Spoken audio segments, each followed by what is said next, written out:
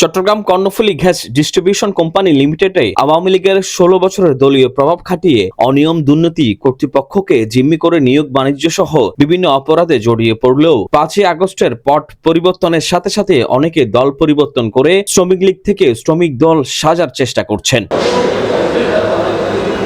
কর্তৃপক্ষ তাদের সাথে হাত মিলিয়ে যাবতীয় সুযোগ সুবিধা দিতে শুরু করেন। স্বৈরাচারের দোসর কয়েকজনের বিরুদ্ধে ছাত্র জনতার উপর হামলার অভিযোগে একাধিক মামলা রয়েছে। দোসরদের অন্যতম সহযোগী শ্রমিক লীগ নেতা শরীফুল ইসলাম এখনো কর্ণফুলী গ্যাসের সবকিছু নিয়ন্ত্রণ করছেন। শ্রমিক লীগ নেতা শরীফুল ইসলামের সহযোগী আরেক শ্রমিক লীগ নেতা মুক্তার আহমেদ গত ৫ই আগস্ট পুলিশের হাতে গ্রেপ্তার হলেও রহস্যজনক কারণে কর্ণফুলী গ্যাস কর্তৃপক্ষ তার বিরুদ্ধে এখনো বিধি মোতাবেক ব্যবস্থা নেয়নি।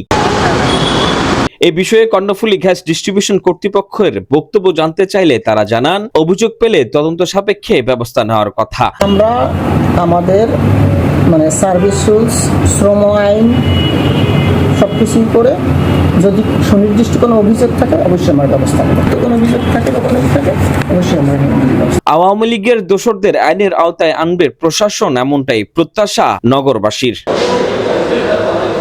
Desk report 24 Chittagong.